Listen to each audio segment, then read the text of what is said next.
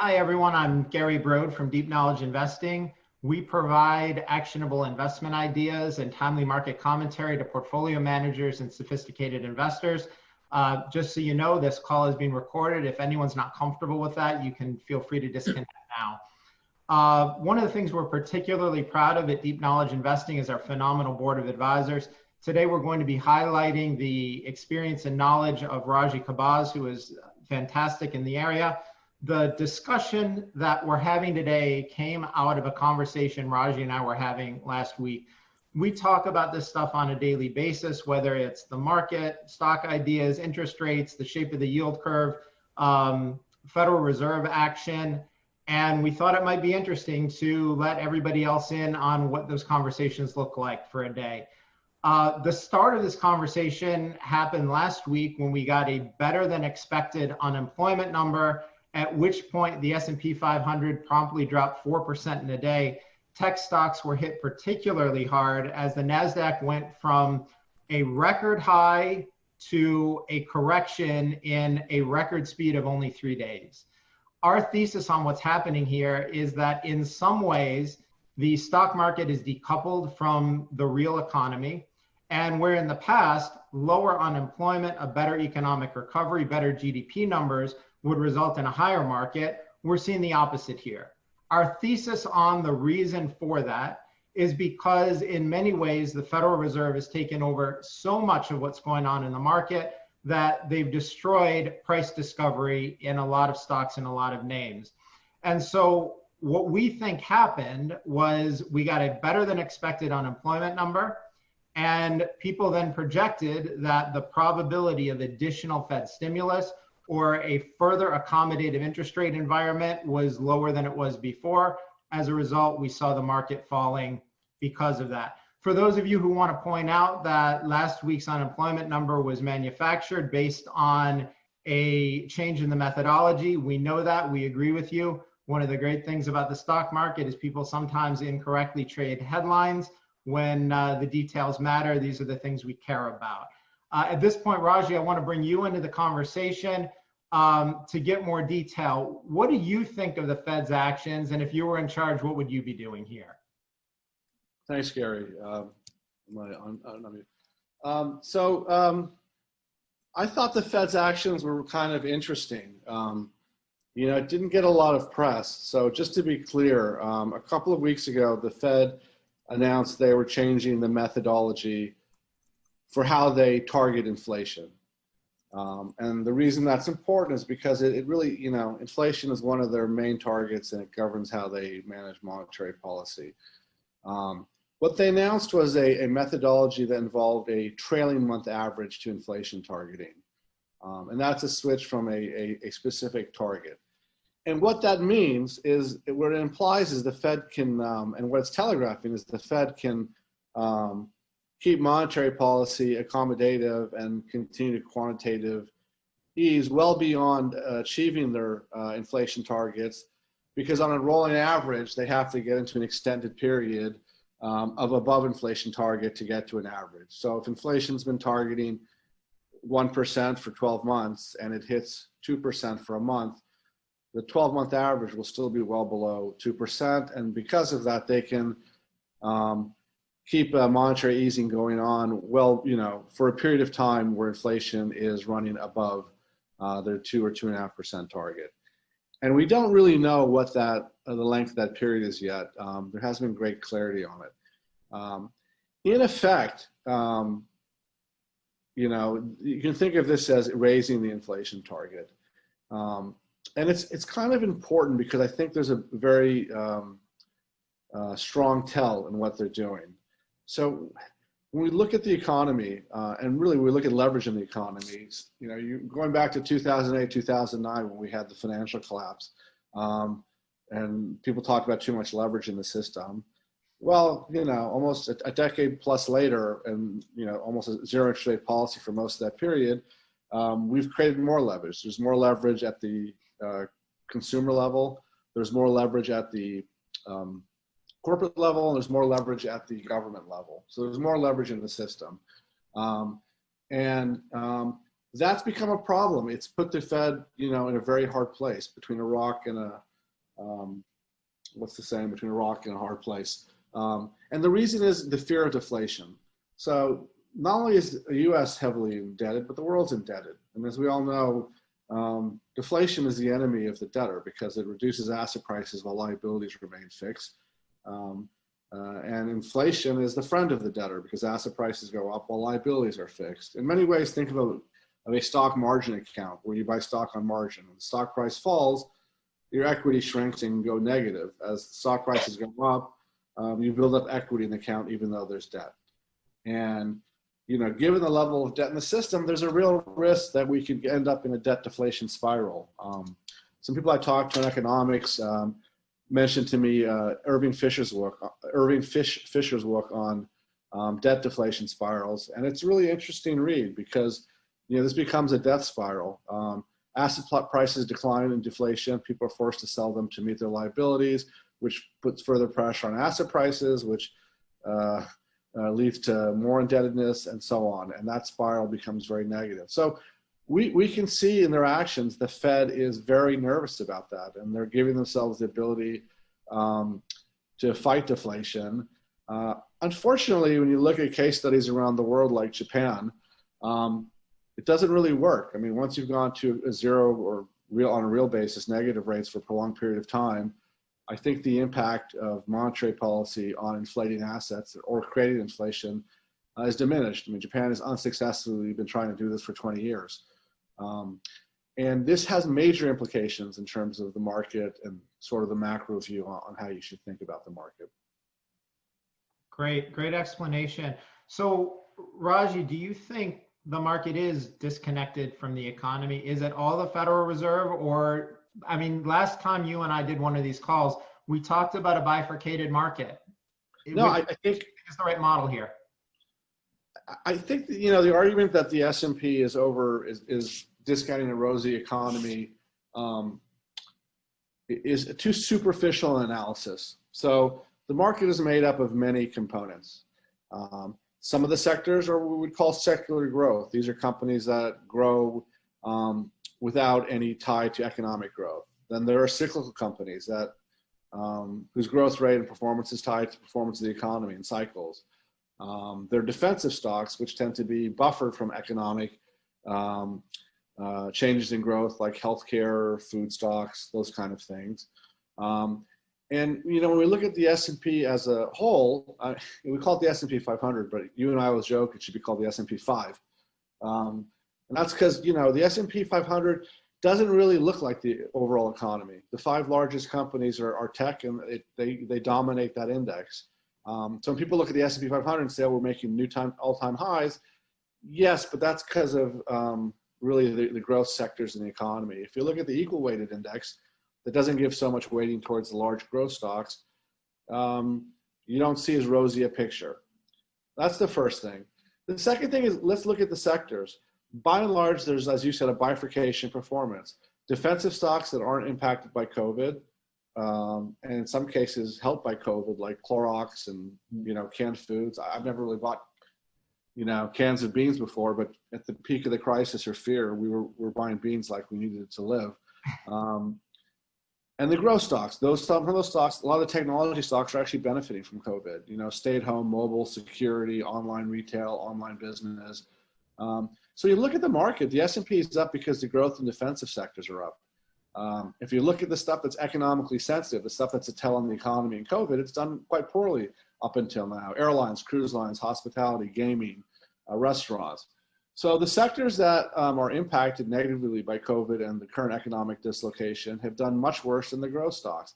That's not really a bullish picture of the market. Typically when we're in a strong recovery period or acceleration in the economy, the biggest delta in earnings and share price, the EPS and share price, is really in the cyclical companies, not in the high growth. So if the market really were bullish on the economy, it'd be a reversal. Sort of the recovery trade would do better and the growth stocks would not be doing as well because people would be looking again to gain the biggest delta and EPS change going forward. I think that's a great point. And for people who weren't on our last call, the video for that call is available on the Deep Knowledge Investing website on the blog. But one of the things that Raji and I talked about was the bifurcation of the market, where you had a limited number of mega cap tech stocks that were doing particularly well, but most of the companies in the S&P 500 had some not so great stock performance. They just weren't as big a part of the index.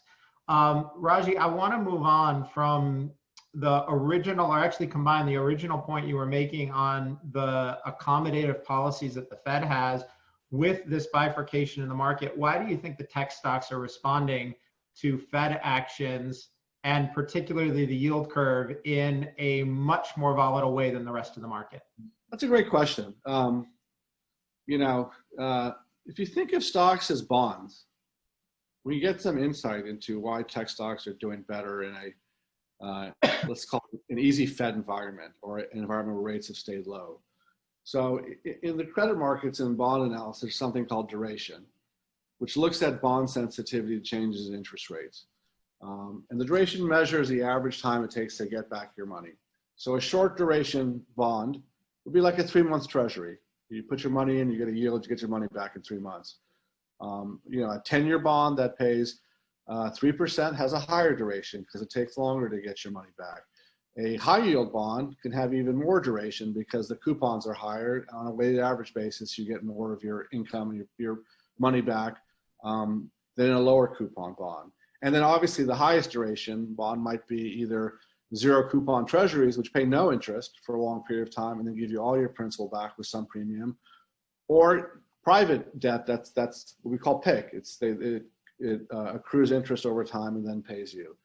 We know in the credit market mathematically that changes in rates have a bigger impact on bond prices in relation to the duration. Higher duration of bond, higher sensitivity to interest rates. So let's look at the parallel in the equity markets. Many growth companies look like long duration, zero coupon treasuries.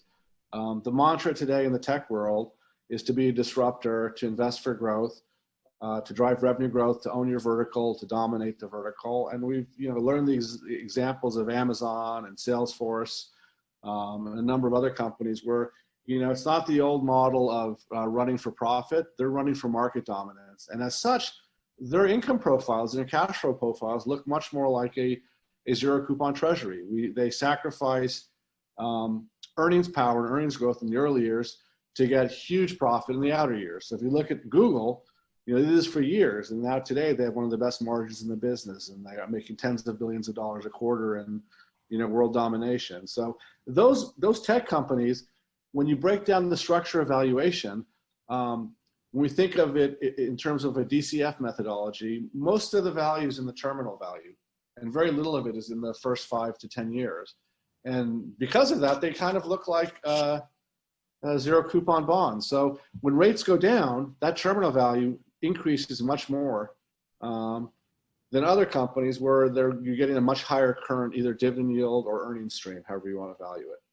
Okay. And that, in many ways, that's what's driving the tech stocks. Separately, the growth sector is benefiting from COVID. So there's two dynamics here. Right. Yes, you're right. The fundamental performance of that sector has been different.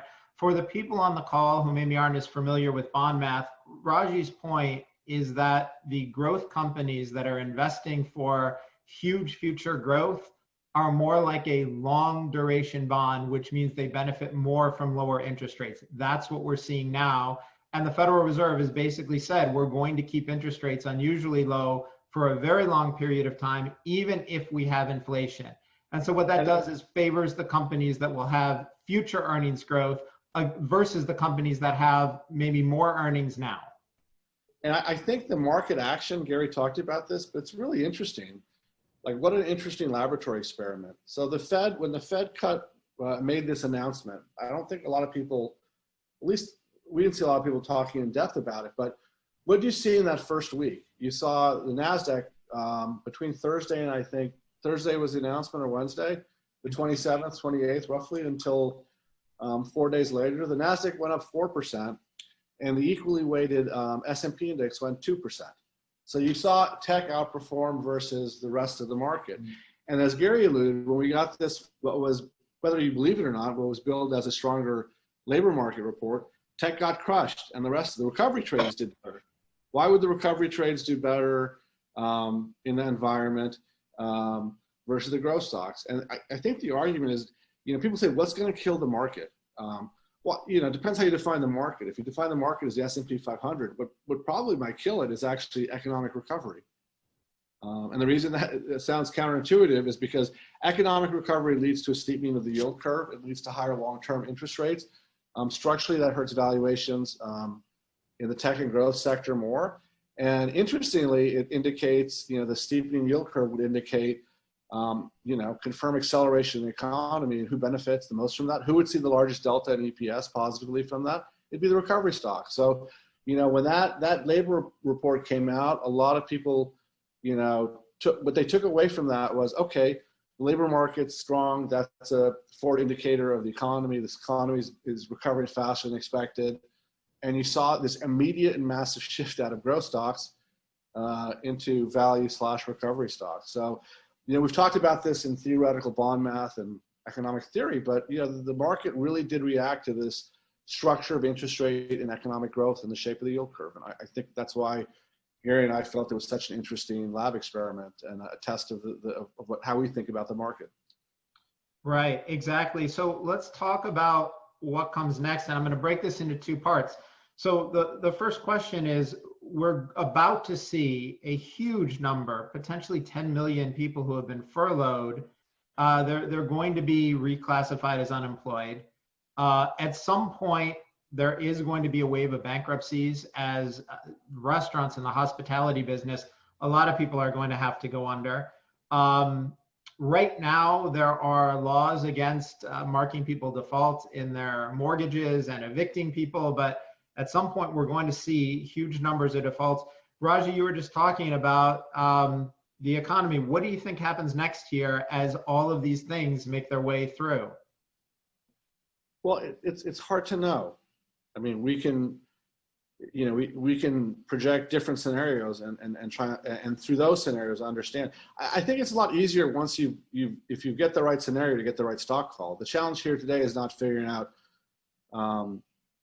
which sectors or how to play it. The challenge is trying to game a very difficult issue in the world today. If you think we're going to get a big recovery next year, it tells you to stay out of growth and be in the recovery trade. If you think we're going to languish and have a weak economic period, it argues for being in growth. The problem with this is there's micro and macro markets, right? There are micro markets or markets where individual stock performance drives the share price performance for individual companies.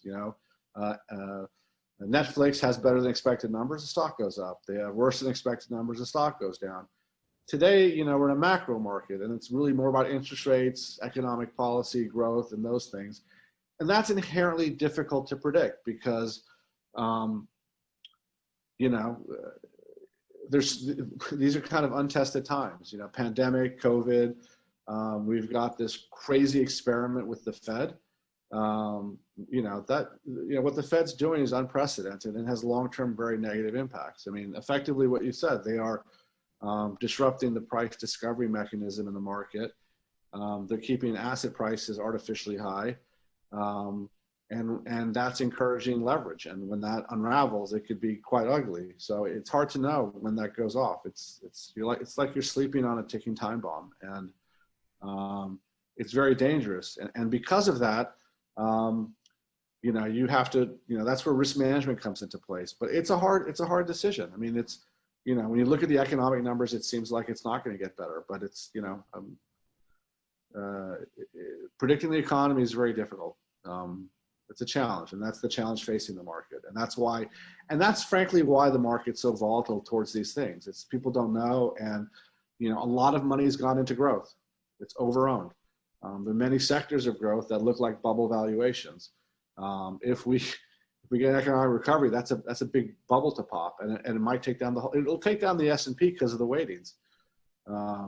But these are dangerous times. I mean, we're in unprecedented levels of quantitative easing, national debt, a whole host of other things. And, when you've got that much leverage in the system, the collateral damage across the world and in this country, it could be severe. It's something to worry about. That's a great point. By the way, for everyone else on the call, if you have questions for me, for Raji, you can use the chat function here and send questions to Stephanie, who's hosting the call, and she'll pass them on. So if any of you guys have questions, feel free to ping them in, and we'll take on everything that we can in the time that we have. So Raji, I want to go back to the point that you made before, where the thing that could kill the market is actually economic recovery. But hold on, that's because of the weightings. It's how you look at the market. Right. People talk about the S&P 500. It's 5 tech stocks. Those stocks have driven the entire performance of the sector, and I do believe those stocks would be hurt on a valuation basis by a recovery, which would lead to higher long-term rates. Right. So one of the things I think we're going to see is we were talking about large numbers of furloughed employees becoming permanently unemployed, or at least classified as such, bankruptcies, mortgage defaults. I think when that happens, what we're going to see is even more accommodation and stimulus from the Federal Reserve. And that's the kind of thing that actually could make the market go up from here. It's basically the inverse or the corollary to what you're saying. Do you think that we're going to continue to see extraordinary accommodation, both through those economic changes we're talking about and also through the election in a couple of months? Well, there's 3 things there in that statement. So I think what you're asking is, are we in a bubble? That's exactly it. And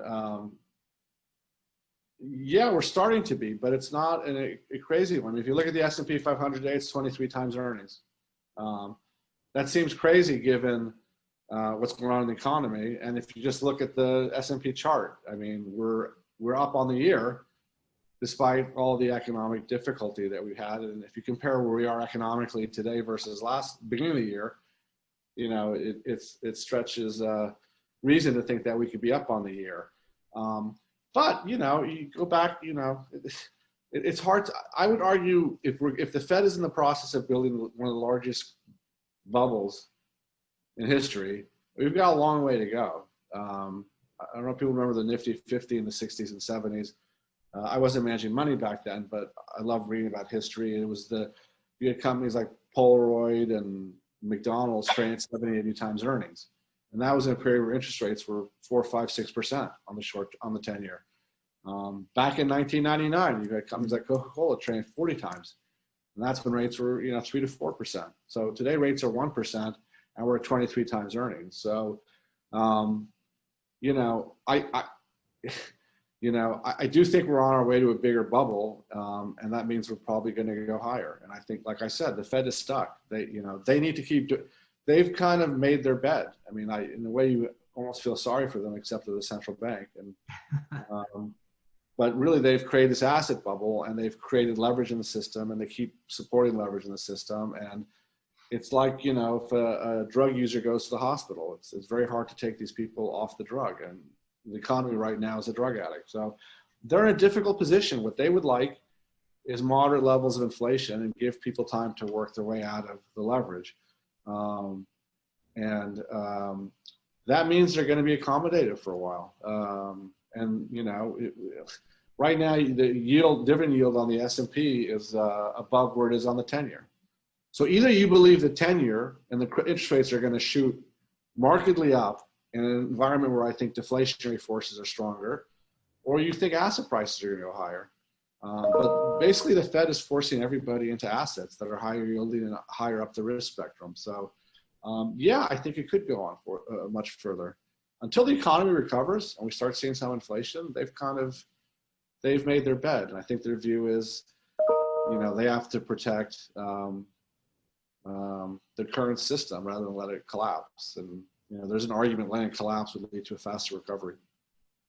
Right. Actually, I think the funny and interesting thing about what you're saying is that in many ways we're in a bubble and it could go up a lot more from here. Essentially like the beginnings of a bubble where it could get a whole lot worse or better depending on how you're positioned.